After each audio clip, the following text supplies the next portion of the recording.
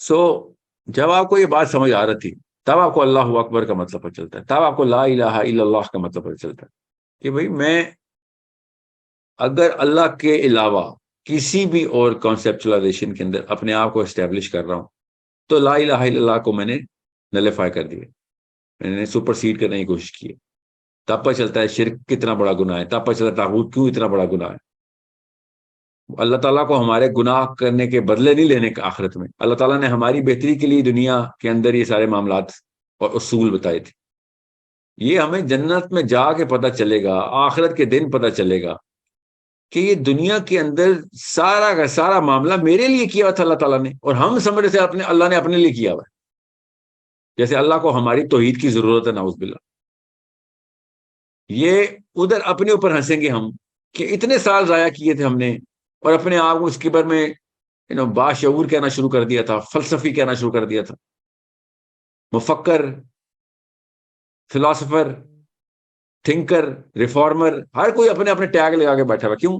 لا الہ الا اللہ سمجھ نہیں آ رہا کہ اپنے آپ کو اللہ تعالیٰ کے حوالے کر، اور تو دیکھ اپنی اوج تو دیکھی، پھر تو کام وہی کرنے پڑیں گے جو دنیا کی لوگوں کی فطرت کی آواز ہے، تجھے خود سیٹسفیکشن ہوگی اس میں، مگر کیپیبلٹی تیری تب بڑھے گی اور بنے گی جب تو اپنے آپ کو اللہ کے حوالے کر دے گا۔ اس کے بعد سب سے پہلا فائدہ کیا ہوگا؟ آپ کو اپنے اوپر سے جو لو کانفیڈنس کے دورے پڑتے ہیں، ہم سب کو پڑھتے ہیں، وہ تبھی پڑھیں گے۔ اپنی حیثیت نہیں پہچان سکتے، اپنی حیت نہیں پہچان سکتے، اس کی وجہ سے ہر وقت confusion, dissonance, distortion, cognitive distortion کا شکار رہتے ہیں، بستروں میں پڑے رہتے ہیں کئی کئی دن، 12 گھنٹے، 8 گھنٹے سوتے ہیں، اور اپنے آپ کو بس ایک آن آف کا بٹن بھی رکھا ہوا ہے کہ ابھی تک میں آن نہیں ہو سکا ہوں، اپنی کیپیبلٹی کی زون میں نہیں آ سکا ہوں۔ یہ سب کے ساتھ 2 نمبر معاملات ختم ہو جائیں گے جب آپ کو یہ یقین ہو جائے گا کہ اللہ تعالیٰ نے یہ کہانی پہلے سے لکھ چھوڑی ہے، اور میری کیا اوقات ہے، میں تو نقطہ بھی نہیں ہوں اس کتاب کے اندر، اور اس نقطے کے اندر میں اپنی اوقاتیں بھی بنا رہا ہوں، ڈپریشن بھی کے دورے میں بھی جا رہا ہوں۔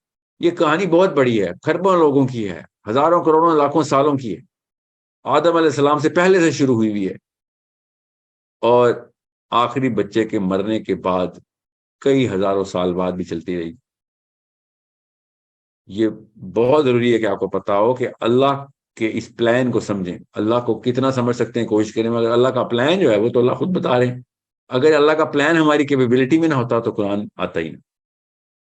قرآن پاک نے آ کے سب سے پہلے یہ بتایا کہ سب سے پہلے اپنے اوپر انحصار چھوڑ، اللہ پہ انحصار کر، اور پھر تجھے پتہ چلے گا کہ دنیا کے مصرف مصارف کیا ہیں، اور اس کے بعد آپ اپنے کانفیڈنس زون کے اندر آئیں گے۔ انسان کا کانفیڈنس اگر اس کے اوپر ہی ہے تو خسارے میں ہے وہ۔ اگر انسان کا کانفیڈنس انسان بنانے والے کے اوپر چلا گیا ہے تو پھر وہ لوگوں کو خسارے سے نکالنے تک کی مشین ہے۔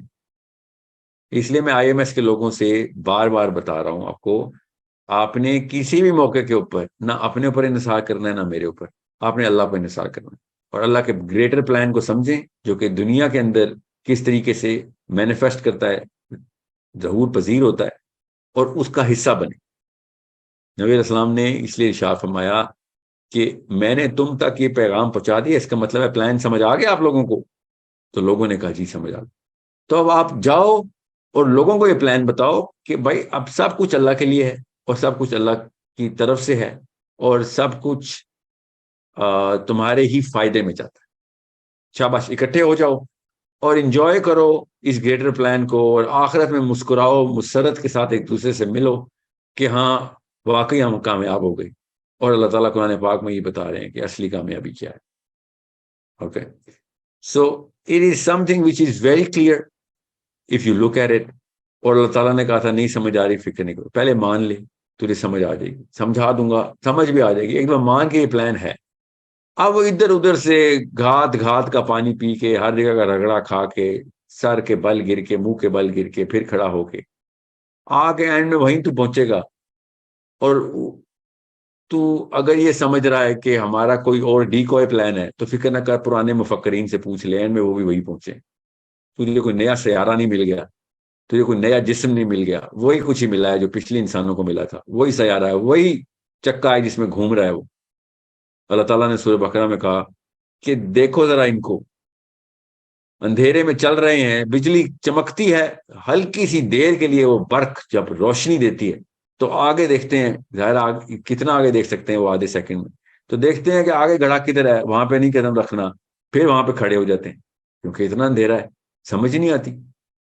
یہی ہمارے ساتھ ہو رہا ہے، ہم مسلمانوں کے ساتھ ہو رہا ہے، ہمیں سمجھ نہیں آ رہی، پھر ڈپریشن میں چلے جاتے ہیں، پھر کوئی آیت سنتے ہیں، کوئی ایک بیان سنتے ہیں، پھر روشنی آتی ہے، پھر آگے چلتے ہیں، پھر اندھیرے میں چلے جاتے ہیں۔ دوائیاں، ہسپتال، psychologist, therapist, motivational speakers, religious speakers, پھر آتی ہے کوئی روشنی، پھر اندھیرا آ جاتا ہے، پھر بیوی بچے دیکھتے ہیں، اسکول، کالج، دفتر، جاب، پھر گم ہو جاتے ہیں، پھر سمجھ نہیں آتی کیا کریں، پھر واپس آتے ہیں ایک سیکنڈ کے لیے۔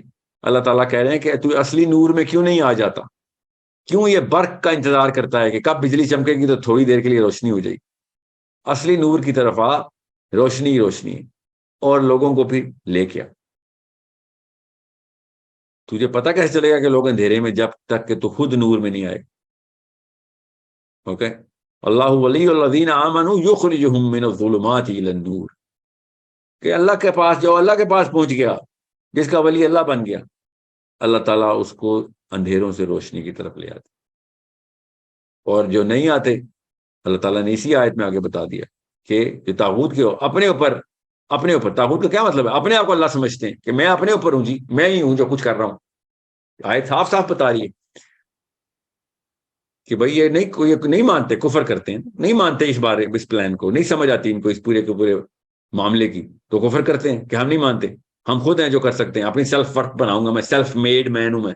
تو اللہ تعالیٰ کہتے ہیں پھر کیا ہوتا ہے، یخرجہم من النور الی الظلمات، کہ اللہ تعالیٰ پھر ان کو نور سے نکال کے ظلمات میں ڈال دو، اور پھر آگے بتایا کہ بس یہ پھر آگ میں ہی رہیں گے، ادھر کی روشنی میں ہاتھ تاپیں گے اپنے کہ ہاں بس یہی ہے ادھر۔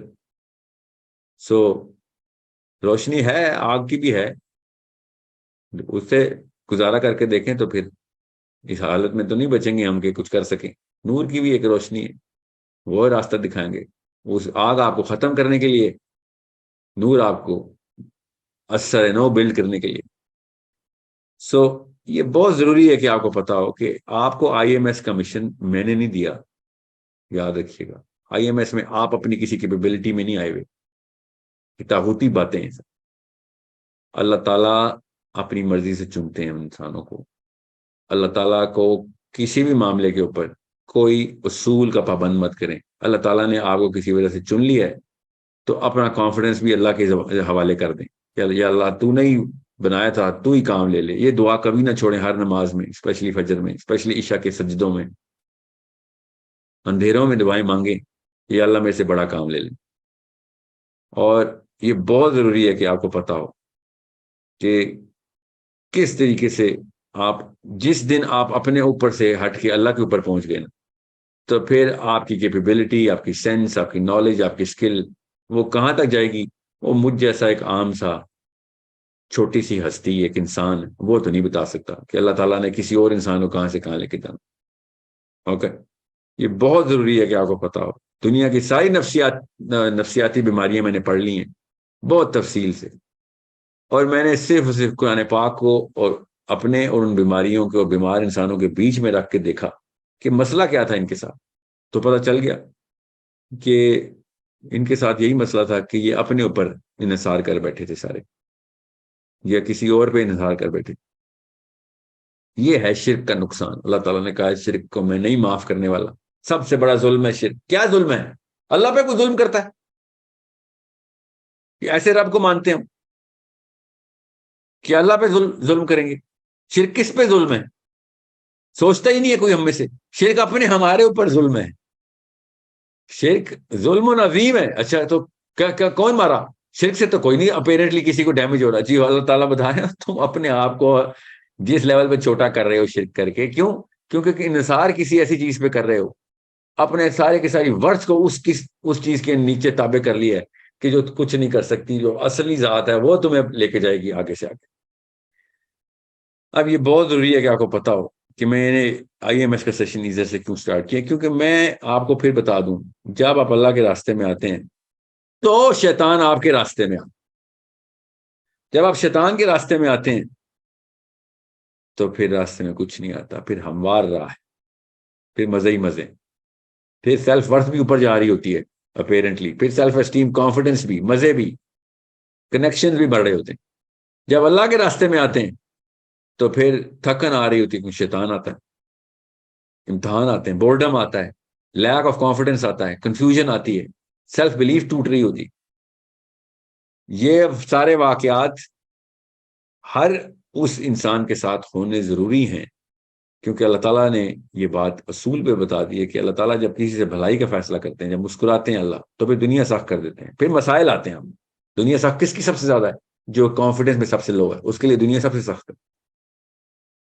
سو اپنے کانفیڈنس کو اپنی کیپیبلٹی پہ رکھنا چھوڑ دیں، یہ فزکس کیمسٹری بایولوجی کو چھوڑیں، اللہ، دیٹس اٹ، صرف اللہ عز و جل۔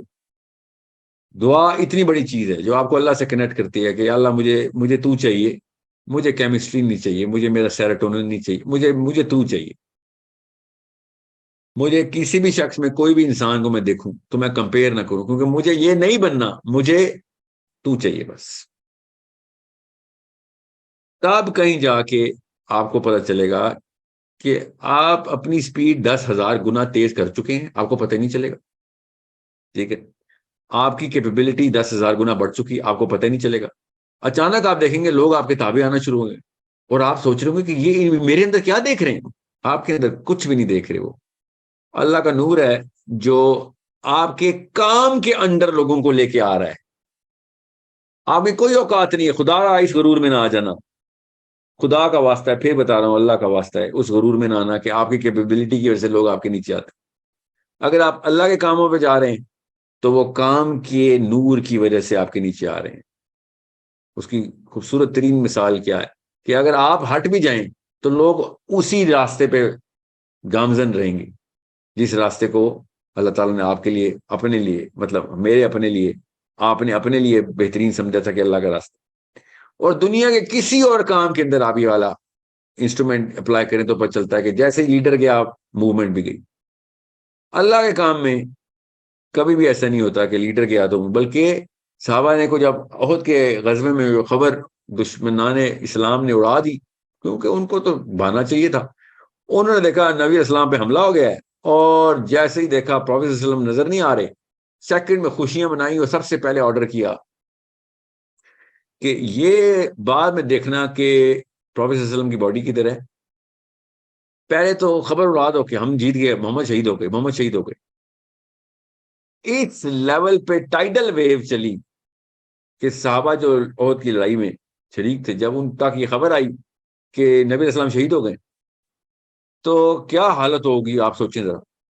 مگر سوچیں، عبداللہ بن حرام تک یہ خبر آئی، عبداللہ بن حرام اپنا کٹا ہوا بازو سمیٹ رہے تھے، بازو کٹ چکا تھا اور اس کو ہاتھ سے لگا رہے تھے، مگر وہ نس تھی جو کٹی نہیں تھی ابھی۔ تو صحابہ، ایک صحابی نے کہا کہ محمد شہید ہو گئے، تو ان کو اسی سیکنڈ میں عبداللہ بن حرام نے کیا جواب دیا؟ بازو کھیڑ کے رکھ دیا ایسے کر کہ یہ تنگ کر رہا ہے مجھے، اتنی ان کے اندر پاور آ گئی۔ اور کہتے ہیں کہ اس کا مطلب یہ ہے کہ نبی اسلام کا کام پورا ہو گیا تھا، ورنہ نبی ایسے نہیں شہید ہوتا، اب کام ہمارے ذمہ آ گیا۔ اب یہ ہے نور کی طاقت، جو اللہ کا نور ہے جو اپنے لیے بندے چن لیتا ہے، اس کے اندر اس کے سائے میں آ جاتے ہیں، اللہ کے سائے میں لوگ۔